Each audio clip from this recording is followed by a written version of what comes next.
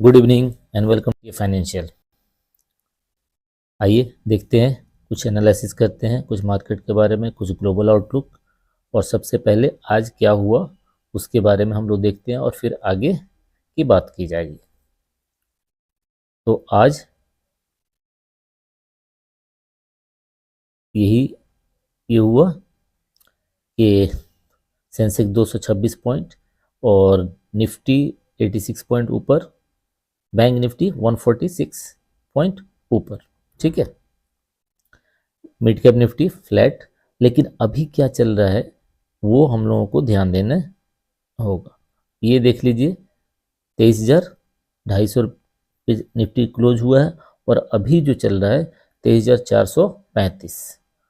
तो almost 200 point. और अगर बाकी के ग्लोबल इंडेक्सेस देखें तो इधर भी हरियाली नज़र आ रही है। अगर सेम सिचुएशन कल सुबह तक यही रहा तो निफ्टी में एक बड़ा गैप अप पॉसिबल है।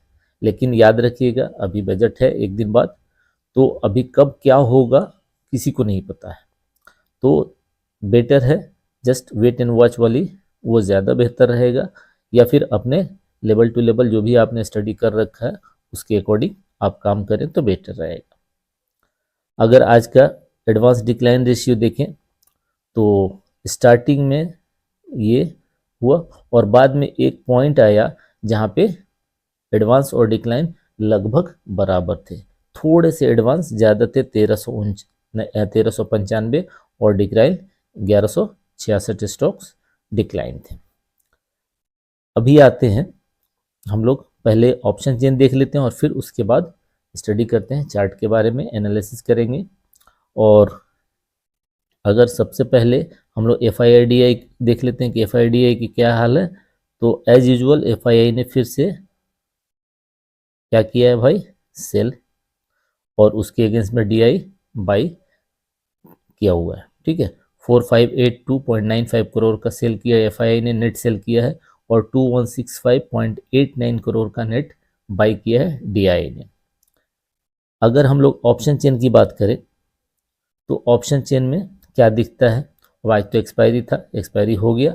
अब हम लोग अगले सीरीज की बात करेंगे तो आज ये देखना बहुत ज़्यादा कोई खास कारगर नहीं होगा। हाँ, बैंक निफ्टी का ज़रूर देख सकते हैं, बैंक निफ्टी का देख लेते हैं। बैंक निफ्टी का अगर देखें तो ये भी इस महीने का ख़त्म ही कहानी है। तो हम लोग डायरेक्ट चार्ट पे ही चलते हैं और वहाँ से देखते हैं कि क्या निकल के आ रहा है। ठीक है, तो चार्ट पे आते हैं और चार्ट पे जो निफ्टी की एनालिसिस ये था कल जो हम लोगों ने बात की थी, पहले निफ्टी देख लेते हैं और फिर बैंक निफ्टी देखते हैं। ये चार्ट मैं सेम जो कल था, आप चाहें तो कल का वीडियो देख लीजिएगा, सेम एज इट इज़ है। और कल हमने कहा था कि मुझे लग रहा है कि ये यहाँ तक जा सकता है। और आज प्रिसाइजली मैंने क्यों कहा था, जस्ट फॉर, मेरे पास कुछ नहीं है, बस टेक्निकल एनालिसिस थोड़ी बहुत जो भी आती है। तो ये क्या था, 20 मूविंग एवरेज, ये है 20 मूविंग एवरेज। तो मुझे लग रहा था कि हाँ, मार्केट वहाँ तक एटलीस्ट जाना चाहिए और आज एग्जैक्ट वहीं तक गया और वहाँ से फिर जाके थोड़ा सा नीचे क्लोज हुआ है। अब कल क्या कर सकते हैं, कल करने के लिए कुछ नहीं, यही चार्ट रहेगा।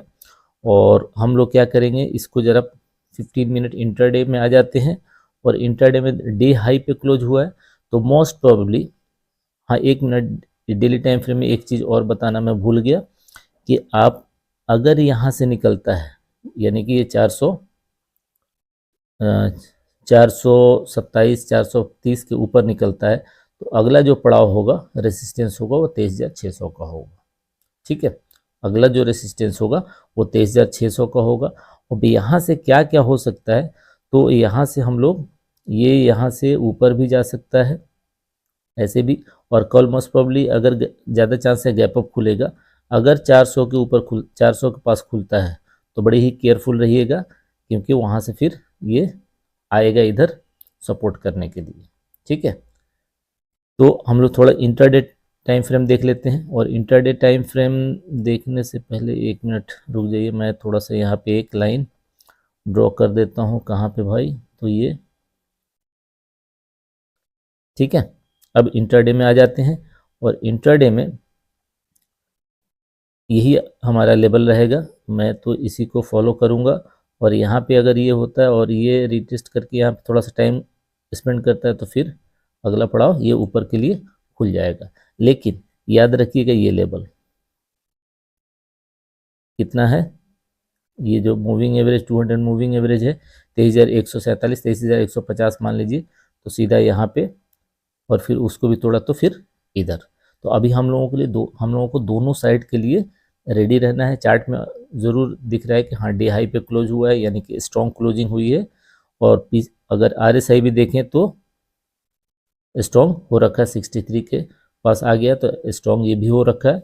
तो ये दोनों पॉइंट याद रखिएगा, ये पॉइंट 427 और 23,600, और नीचे में 23,150, उसके बाद 23,088, और फिर अगर उसके नीचे गया तो 22,975।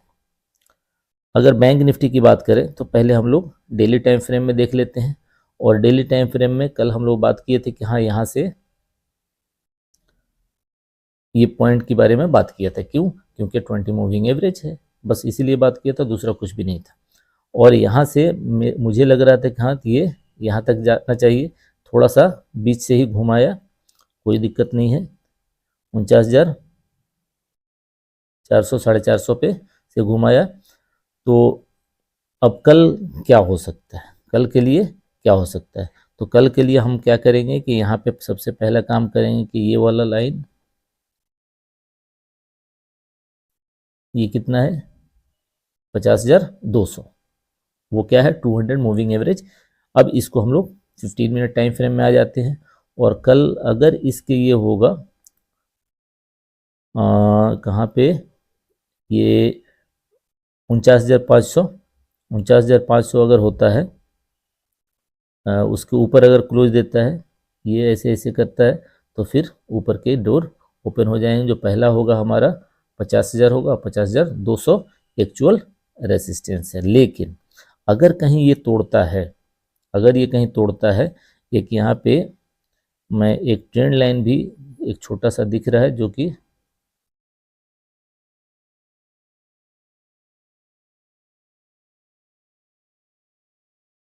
ये वाला रहेगा, ये वाला, ठीक है। अब इसको हम लोग क्या करेंगे, अगर ये तोड़ता है नीचे में तो फिर क्या करेगा, यहाँ से आपको ये कहाँ तक आ सकता है, अपने ये 200 मूविंग एवरेज तक आ सकता है। तो यही हम लोग ख्याल रखेंगे कि यहाँ से ये इधर से या तो इधर और नहीं तो इधर से इधर, और ये इतना जोन जो रहेगा वो मैं इसको नो ट्रेडिंग जोन में लेके चलूँगा। क्यों? क्योंकि सामने में परसों बजट है और कल उसके ऊपर से रिएक्ट करेगा, और ज़्यादा चांस है कल मार्केट में अनसर्टिनिटी रहेगी और कुछ भी कभी भी कुछ भी मूव आ सकता है। कोई भी एक न्यूज़ ट्रिगर कर सकता है, तो उस न्यूज़ के लिए हमें रेडी रहना पड़ेगा, उस मूव के लिए हमें रेडी रहना पड़ेगा। और जो भी मैं डिस्कस कर रहा हूँ ये प्योरली एजुकेशनल पर्पज़ के लिए है, कोई भी बाई सेल रिकमेंडेशन नहीं है मेरे भाई। और अगर आपको अच्छा लग रहा है तो आप अपने और ट्रेड करना है तो आप अपना ड्यू रिसर्च कर ले, अपना फाइनेंशियल एडवाइजर से ज़रूर सलाह ले ले बिफोर टेकिंग एनी ट्रेड। मेरा कोई रिकमेंडेशन नहीं है और ये मेरा पर्सनल व्यू है, मैं गलत भी हो सकता हूँ।